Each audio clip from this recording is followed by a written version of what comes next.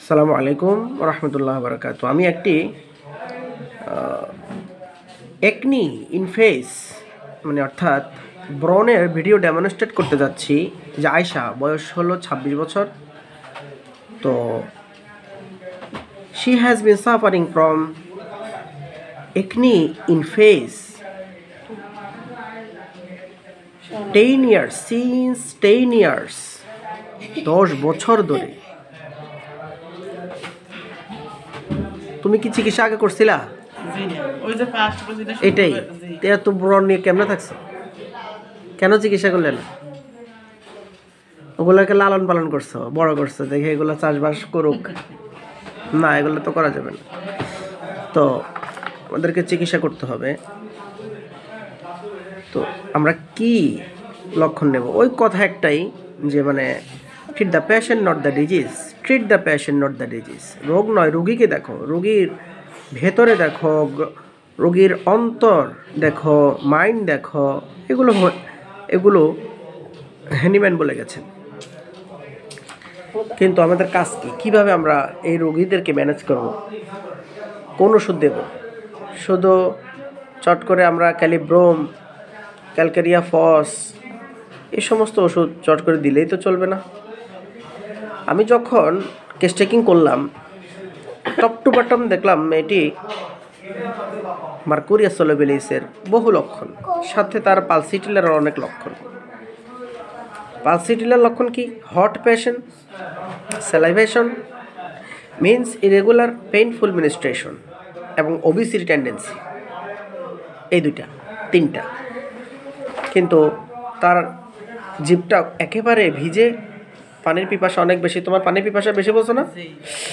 এবং কি এই শীতকালেও তো অনেক পানির পিপাসা, ঘুমের ঘরে অনেক সময় লালা পড়ে। তারপরে দুধ খেতে পছন্দ, মিষ্টি খেতে পছন্দ, টক খেতে পছন্দ এবং ঠান্ডা ঠান্ডা খাবার খেতে পছন্দ। বন্ধুরা, ঠান্ডা খাবার খেতে পছন্দ, এটা আবার পালসিটিলায়ও আছে। কিন্তু পালসিটিলার একটা লক্ষণ যে মানে কি নাই, যে টাং নাই, থাস্ট নাই, তাই আমি এবং মাইন্ড নাই। মাইন্ড কি? পালসিটিলার খুবই নম্র, ভদ্র, শান্ত, শিষ্ট, বিনয়ী। কিন্তু আমার পেশেন্ট অত্যন্ত রাগী, মেজাজি এবং অল্প শান্ত না যে তার মেজাজ খুব একটা ঠান্ডা হয়ে যায়, ব্যাপারটা এটা না। এবং এতটুকু ডিস্ট্রাকটিভনেস যে অনেক সময় রাগটা উঠলে না কি করে ফেলবে সে নিজেও দিশা পায় না। হাতের কাছে যা পায় ধুমধাম মেরে দেবে, কিন্তু পরে আফসোস করবে।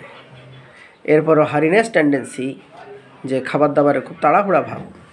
তার ঘাম প্রচুর দেয়, কিন্তু নো ফিয়ারনেস, কোনো ভয়ভীতি নাই। তুমি বোঝো না? অত ভয়ভীতি অত লাগে থাকে না, টুকটাক হালকা। কিন্তু পালসিটিলা অনেক ভীতু। তাহলে পালসিটিলার কিছু লক্ষণ আছে, আবার মার্কুরিয়াসের কিছু লক্ষণ। দুইটা মেডিসিন খুব প্রমিনেন্টলি এখানে দেখা যায়।